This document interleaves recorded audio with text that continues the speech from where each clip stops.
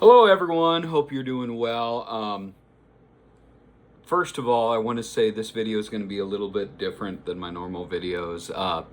Normally, I'm making music. Normally, I'm talking about guitars, gear, amps, showing you some new stuff, talking about music, current events. But today, I just wanted to sit down and tell a story. So grab a bev and come back for this one. For those who like the storytelling aspect, who like that, you're in luck. If this is one too long, it's okay. Look at my other stuff. I'll have other content coming too. But I just wanted to talk about this summer. It's been one of the most enjoyable summers I've had as a musician in a very long time. Between the shows at Daily Dose, the downtown farmers market at Railside, writing songs and spending time with all of you guys on YouTube and on Facebook, I've just kind of been finding myself reflecting on the road that brought me here. And the more I thought about it, I realized something. If you would have asked 20-year-old Lucky Ducky, back when he was just James Hollis, what success in music looked like, he probably would have talked about having a record deal, touring, making it big, paying the rent with your rock, as Jack Black said. But 42-year-old James, Lucky Ducky, the guy right here, has a very different answer to that, and I want to tell you why. Take you back a long time ago. I grew up in North Platte, Nebraska. I didn't grow up in a town surrounded by famous musicians or in a city with a ton of opportunities for music. I was a kid who loved music. I mean, North Platte was not totally tiny, about 22,000. Some opportunities, but not a ton. But I loved music, and I was fortunate to have some people who encouraged that love of music. And I was able to take lessons. I was able to practice. And eventually I was able to go to Hastings College, and I majored in music education and vocal performance. And that's not really the background that you'd expect for somebody who plays acoustic guitar and writes folk music. Most of my college years were kind of filled with learning German lieder, art songs, opera, conducting, music theory, music history, all the things that comes with a classically trained music education. But I had a good foundation with that. And looking back, one of the greatest gifts Hastings College gave me wasn't just the education, it was the people there. Because coming from North Platte, not having a musical family, not having a very sophisticated background, I definitely was not the most gifted musician to walk through the doors of Hastings College. I was not a student destined for a performing career. But my professor saw someone who genuinely wanted to learn. They invested in me and challenged me and encouraged me, and I'll be grateful for that. And one memory I'll never forget was playing saxophone at Carnegie Hall with the Hastings College Band. Also doing my recitals, going on opera trips to the Orpheum in Omaha. It was great. It opened my mind to opportunities that as a kid in North Platte I thought were impossible. And I remember standing there and thinking how incredible it was that music had taken me places I had never imagined to go. And then after I graduated college, got my master's online through the University of Nebraska Kearney. Like a lot of musicians, I was saying yes to every opportunity that came along. I would sing weddings and funerals in North Platte a lot. And I would play wherever anyone would let me play. And I thought that every opportunity that presented itself was another step towards becoming a successful musician. But looking back now, I think I understood what success actually was. But, I tried everything. If someone needed a singer, I said yes. If someone needed a bass player, I said yes, even though my first band, I didn't play bass. I bought a bass on the fly before YouTube even, because I'm old. Had to learn on the fly. I would give a shot if there was an opportunity in North Platte after college to perform because I moved back home. I took it. Some of those opportunities were wonderful memories. Some turned into lessons. The first group I spent was me learning bass on the fly with a music that played Spanish music. It played cumbias and rancheras. And I played with that band for 3 years. It was a unique experience. We would rehearse for 4 hours weekly. We played a lot, but it was pay to play. We had to pay for our rehearsal space. The band leader wanted us all wearing our own shirts on stage, which is a rule you don't break. You're not supposed to wear your own gear on stage, but we all did. We had to buy our own shirts. We had to pay for flyers. It was hard work, and it was pay to play, but I was learning things. Eventually, the group wanted to get rid of me, and they made me train my replacement, which that was hard. That was painful. But looking back, I can say I'm grateful for it. That group taught me discipline. It taught me leading a band, what I wanted to do as a band leader, what I didn't want to do as a band leader from that experience. And it taught me more on how I need to try to lead with kindness and respect. Because not every lesson comes from success. At first, that was a successful experience, but it changed, you know. But sometimes the hardest lessons stay with you the longest. A couple years later in North Platte, I joined a country band that was a lot of fun, and we played bars. That was in my mid-20s, so I was in a party boy phase too. I had fun in that band. I had so much fun. But, you know, reality is stranger than fiction if you've ever played live music. One night, we had two lead singers. We had a female and a male. We're playing a show. They have an argument on stage, and they started having like a physical altercation, and they had to be removed from stage. And we were told, you got to keep playing or else you're not getting paid. And so the rest of the band just played instrumental for like 2 to 3 hours after that. And it was funny. It was just a cover band, but it had rock star drama where they had a fight on stage, and they were removed. It was crazy. Looking back, I laugh at that experience a lot. At that time, it felt like an end of the world where I was like, I love that country band, and it's gone now because both lead singers walked out. So, yeah, lots of experiences. Then I got to move to Omaha, and like a lot of young musicians, I thought, oh, if I go to a metropolitan area, that's going to open bigger doors. And I saw, oh, there's Saddle Creek Records in Omaha. I could hit it big in Omaha. And so right away, I started auditioning. Back then, we had a thing called Craigslist, by the way. I went on Craigslist, found a band that needed a keyboard player. And I'm not very good at piano, but I auditioned and I got the gig. They thought I was good enough.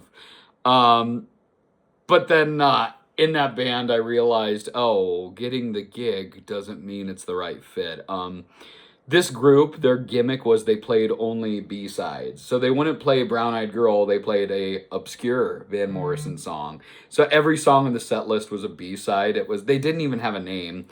But I just remember, I don't even remember their names. Like, I went to like 3 practices with them, and I'm like, I just don't like these people. I don't hate them, but I'm like, these are weird. And I know I'm very weird myself, but I'm like, this weirdness does not match with my weirdness at all.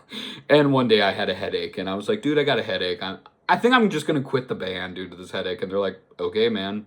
Which I learned in bigger cities, people move on faster. So that was a bonus. That was cool.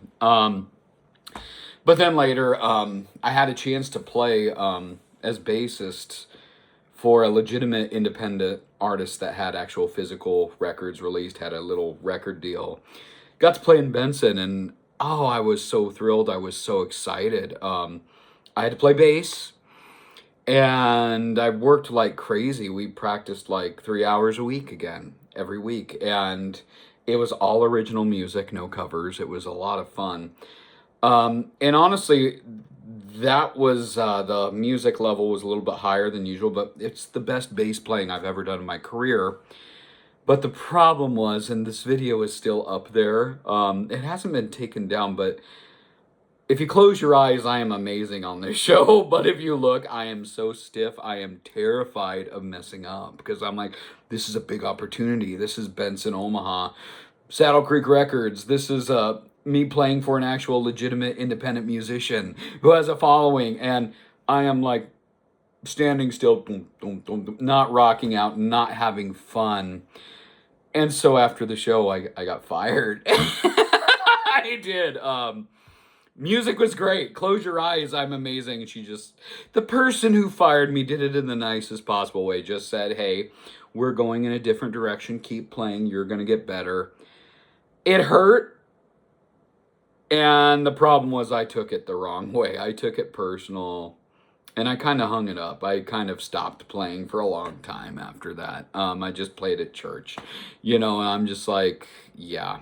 I thought I wasn't good enough. I thought I wasn't cool enough. After getting older, I've realized, time changes your perspective. Today I realize one audition that's bad doesn't define you. One firing does not define you. One bad performance doesn't define you. One rejection doesn't define you. Yeah, now I know you see those things as chapters, not the whole story. And the question shouldn't be what just happened to me, but okay, what am I going to choose to become of this, And that lesson's kind of helped me far beyond music. But there are other moments. I embraced the classical side of me when I was in Omaha. I got a chance to sing in the chorus that sang with the Omaha Symphony. I got to do Mahler's Resurrection Symphony. I got to do Dvorak's Stabat Mater. Got to do Spohr's Faust. It was, oh man, I got to be a soloist too. And the cool thing is when you were in this group, you had other opportunities. You could sign up, small groups. And one was, hey, Jodie Benson, the voice of Disney's The Little Mermaid, needs backup singers. And I'm like, dude, I'm going to sign up for that. I remember being in third grade, end of the year, at school, we got a reward. And you get to watch The Little Mermaid, up where they walk, up where they run. And, so I got to sing backup for Jodie Benson for The Little Mermaid. And that's kind of my favorite. Like, dude, that was legit. I was actually the only thing is she sang nothing from Little Mermaid. It was a Marvin Hamlish, the guy who did a chorus line tribute concert. And then we didn't get to meet Jodie Benson. Like, literally, she was on stage. We were in the balcony on stage up above. So there were like 50 feet of distance at all times. It was cool, but then there was one day we had a lot of snow, and I had a performance. I was tired. I woke up, and I'm like, yeah, I kind of want to just call in sick on this performance. There's plenty of singers. Jodie Benson's got this. I don't want to drive in the ice. I don't want to do anything. And then I had to stop myself. I had to look in the mirror and be like, James, you are singing backup for The Little Mermaid from that Disney cartoon you saw as a kid, and you don't want to do this? Like, what's going on? What's going on? If you would have told third grade you'd be on the same stage singing songs with The Little Mermaid, I wouldn't have believed it. And then I did go to that show. I had to stop myself and say, why are you doing this, man? That morning reminded me, don't take things for granted. Be grateful. Sometimes we focus so much on success moving forward. Things become normal very quick. And you have to know your why on why you make music. If your only goal is applause, you'll always want more applause. If your only goal is success, you're going to constantly move that finish line forward. But if your goal is to make beautiful things, encourage people, and keep growing, every opportunity will have value. Even the difficult opportunities will have value. Even the rejections will have values. Then I ended up moving back to Grand Island, and looking back, Omaha was not where I found my career. Omaha is where I started to learn perspective. I learned how good things can get, and I also learned how to be grounded. So yeah, hedonic adaptation. You see cool stuff and you get used to the cool stuff really, really quick, so you can't take it for granted. And yeah, that changed music a lot when I moved to Grand Island. When I moved to Grand Island, I kind of chilled out a bit. I just focused on my job, teaching music, and played at church, and that was it for a good solid 8 years-ish. Then I started teaching studio lessons again. And life just got busy. I was just readjusting. Omaha was fun, lots of performances, and I just kind of chilled, settled back in Grand Island. But then, my friend Mike Gapp, who was one of the original 4 members of Lucky Ducky Creek Band, he started talking to me about he was playing in his cover band back then called Rapid Fire, which is a great cover band, by the way. It's a bummer they had to separate. And him and I would play together. We were good friends, but we didn't mesh well on playing together, but we still did anyway. And it just started reminding me of how much I just missed playing. And so we decided as a goof, like, he was like, hey, can I market just you and me as a band called 2 Weeks Notice, where if a band cancels on someone else, we come in with 2 weeks notice. If you at least give us 2 weeks, we do a set list.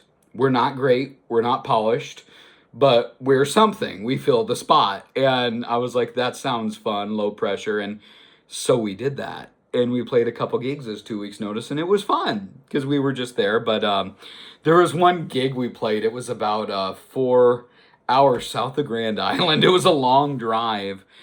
And it was at some really tiny town, like population 120 people. We packed up, the truck. We got all the amps, the speakers, the microphones. After driving 4 hours, we realized we forgot our mic stands. We are 2 seasoned professional musicians, and we forgot the mic stands. I don't know how you can remember microphones, but not the stands. But yeah, we kind of had a minor panic, and we went to the bar and totally looked like amateurs and be like, we need to build some makeshift mic stands. We had like a little lamp to use one. We had like one setting on like a little bookshelf. It was so bad. And then I'm just like, this gig is not going to go well, Mike. I know we're being paid, we're being fed, but I'm like, this is bad. Oh my goodness. We start playing. We look terribly amateur. We're 2 weeks notice. And here we go. And the small town bar loved us. Like, I totally thought this was going to be bad. People were going to check out or boo us. They sang every song with us. They applauded. They asked for more. It was nuts. Totally unexpected. We were not super prepped. We looked terrible because no mics. It just was up. But man. And on that long drive home, I realized most audiences want to have fun. Most audiences do not come to heckle you. Sometimes you do have hecklers, but usually most don't. People don't go out today. So if they really do go out, they want to have fun. And they're not sitting there waiting for you to fail. Musicians spend a lot of time thinking about mistakes more than the audience does. We should still have polished performances, but yeah, that gig gave me a ton of confidence that I didn't need, because that gig was far from perfect, but it reminded me that perfection isn't what people remember. They remember, did you help them have a good time? And we were like, hey, we're 2 weeks notice. We forgot our mic stands, but we're still going to play. And people dug that. It was so weird. And then not long after that, Lucky Ducky Creek Band, the whole story came taking shape. I was like, let's make a band, let's record, and let's show my private music students. And then, let's have one concert just for fun, and then we'll put it on the shelf forever. And then Amagansett Press comes. All you guys start following me, 800 subscribers. Strangers have listened to songs I've written saying this is a great song or this really helped me through this. That's cool. And lots of encouraging comments. Only a couple critical ones, which I addressed, and they were like, oh, cool. Okay, cool. And then only a couple really negative ones, but you can delete those on your Facebook. You can manage your space. If there's nothing productive from the hate, you get rid of it. That's just what it is. And that's really cool. Something I created that I didn't think people would care about started caring. And, I didn't go viral. I didn't make money. I didn't get partnerships with companies, but I got 800 subscribers. But it's nice when someone posts that they like that song. I realized I don't need millions of listeners to make a meaningful connection, Just one thoughtful comment means a lot more than if I get 100 or 200 views. Then also another thing, I got a chance to do a songwriting workshop with the Talbot brothers, who are fantastic. And they let me play one of their songs for them, and they gave me good feedback. It's so hard now these days to get good feedback. Either you get people saying, keep doing what you're doing, or you'll get stupid feedback that doesn't help you grow, that's just hate, And so this was the right in the middle. And they gave me advice. They said, hey, great with the YouTube thing, but you do need to be playing out more. You're too good to not be playing out. You're not as good as a lot of people. You know that, but you're better than a lot too. And I told them, well, I don't do bars anymore because I'm sober. I don't do the casino because I'm clergy, and so I gotta act consistently with that. And they're like, no, no, no, no, no. You know your lane. That's good. Most musicians don't know their lane. But here's the thing, James. You can go from the right lane to the middle lane. You don't have to get in the fast lane, but you can occasionally pull into the middle lane. And so that's something that was really wise from the Talbot brothers. They weren't asking me to become someone else. They were asking me to find ways to play out that helped me become more fully myself. And that changed everything. I started applying for more gigs this summer, and of course, because I hadn't been gigging, I got a lot of non-responses. So I was forced to reach out to Daily Dose again. And once I brought an audience to one show, I got a couple other offers. Some I had to decline because of schedule conflicts, but I got some paid gigs at the farmer's market. That's kind of cool. 20-year-old me would have hated that gig. Yeah, I would have thought, well, no one's listening to my art. No one's listening to my music. I'm just background music for the foot traffic. No one cares if you're playing at that. But today, as a 42-year-old, I'm like, this is a fun gig. This is totally my lane. People were dancing while I was playing. People were stopping to listen. People were giving me tips. People were smiling. People wanted their pictures next to my big rubber duck by the tip jar. And I wasn't responsible for bringing an audience because, coffee shop gigs are fun, but you have to bring an audience to keep that gig. So yeah, seeing people have fun and adding to the positive vibe just really, really made me think about music's about creating joy. And, maybe that's what I've been chasing all along without realizing it, because somewhere along the way, I stopped measuring success by how big the stage was. I started measuring success by whether I looked forward to picking up my guitar, to loading up my gear and playing, whether I came back home smiling, or whether somebody had a better day than they had before. Did I help their day by playing music? And that's, when I've realized I didn't lower my expectations, I'm finding my own lane. And once I found my lane, I realized my lane isn't anyone else's, and I don't want anyone else's. So what does music mean to me now? It's something different than 20 years ago. I thought success meant record deal, getting discovered, big stages, lots of albums, contracts, making a living doing nothing but playing your music. And there's nothing wrong with those dreams. Some people are able to do it. I'm grateful I had those dreams. Those dreams pushed me to learn. They pushed me to practice. And they pushed me to say yes to opportunities that I would have been too afraid to say otherwise. But yeah, somewhere along the way, my definition of success changed. And today I don't wake up wondering how many streams a song has. I don't worry about if my video's gone viral. I don't spend time wondering what would have happened in my life if I would have made different choices. Instead, I get excited about writing another song, loading my gear into the car. I get excited about seeing familiar and new faces at coffee shops or farmers markets. And honestly, that's a nice way to live. That's all right. People sometimes ask, could you ever do this full time? Why don't you do this full time? Why didn't you try to swing for the fences more when Amagansett Press found you? But the truth is, I already do music full time, just not in the way I imagined when I was a kid. Every day I teach kids. I get to watch them discover rhythm, melody, and confidence. Every weekend at church, I'm a deacon. I get to stand beside people during the happiest and hardest moments of their lives. I get to preach sometimes and inspire people. And somewhere in between, I get to write my own songs and I have fans. That's pretty cool. For a long time, I thought I lived 3 lives, but they all work together. They're one. Teaching makes me a better communicator. Ministry reminds me. Music's about serving people, not impressing people. And my music today keeps me creative and joyful. It helps me notice beauty, and that's important. And it reminds me joy is worth making time for. They're not competing callings. And one of the biggest changes in my life is I've stopped trying to prove things. I don't have to prove that I'm a legitimate musician. I don't have to compare myself to some of my colleagues who are touring the country. I don't have to chase somebody else's definition of success. I've realized something very simple. Music is one of the greatest joys of my life. Some people fish, some people hunt, some people play video games, some people restore old cars. For me, I write songs, I play guitars, I sing, and I tell stories. And I think that's one of the greatest hobbies in the world. And when I say hobby, I'm not minimizing that. I mean, it's something I've chosen that just because it brings life to my soul. Music's done that for me, not because it made me famous, not because it made me rich, because it helped form me into the person I am today. And I've always loved the idea that our work isn't only about changing the world around us. Sometimes it's allowing our work itself to change us.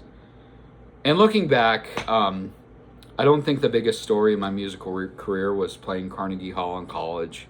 It wasn't singing backup for Jody Benson in Omaha.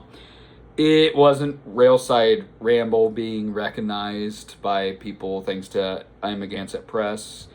It's not even the farmer's market. The biggest story is music has transformed me. It's taught me patience, resilience, and humility. It's taught me how to laugh when things go wrong. It's taught me to celebrate the small wins. It's taught me that one bad performance does not define you. One rejection doesn't define you. One disappointment doesn't define you. What defines you is whether you keep showing up, whether you keep learning, whether you keep growing, whether you keep becoming the person that God is calling you to be. And I think that's true whether you're a musician or not. Maybe your gift isn't music, maybe it's teaching, maybe it's raising a family, maybe it's woodworking, maybe it's coaching Little League Baseball, maybe it's writing, maybe it's serving at your church, whatever it is. Don't let it sit on the shelf because it's not paying money or making you famous. Use it, share it, get better at it, and let it become a blessing to other people. Because if 20-year-old James Hollis could see me today, he'd have mixed feelings. He'd probably wonder why I wasn't chasing a record deal, why I wasn't touring, why I was spending Saturday mornings playing at a farmer's market in Grand Island, Nebraska. But I think if he saw that whole gig at the farmer's market and saw the kids dancing and the family smiling, people leaving tips, people stopping to sing along, and if he saw me pack up my gear with a smile on my face at the end of the gig, I think he'd understand. Maybe not right away, but eventually, because I didn't stop becoming a musician. I finally became the musician I was meant to be. And so where does this all leave me? Leaves me grateful.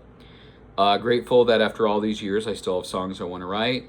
Grateful that I still get excited before a gig, because there were times in the past I wasn't excited. Grateful I get to teach music every day. Grateful I get to serve as a deacon. And grateful for every one of you. Because there were moments where I wondered, should I just stop making videos and just sit home and watch TV like everyone else? Maybe put the guitars away, sell a couple of them, you know? But instead, you guys all watched, you guys all listened, you left encouraging comments, you came, and some of you came to gigs. You reminded me that what I was doing mattered. Thank you. I don't say that lightly. Thank you for helping me remember why I started making music in the first place. I don't know exactly what's next. Maybe another album, maybe an EP next year. Maybe more Saturdays at the farmer's market or coffee shop. Maybe a few more stories like this one. We'll find out together. But I know one thing. I'm going to keep on making music. And if this journey has taught me anything, it's this. Success isn't becoming someone else. Success is finding your lane, staying faithful to it, and letting that journey shape you into the person you're meant to become. Thank you for walking this road for me. I'll see you guys in the next video. Stay lucky and stay ducky.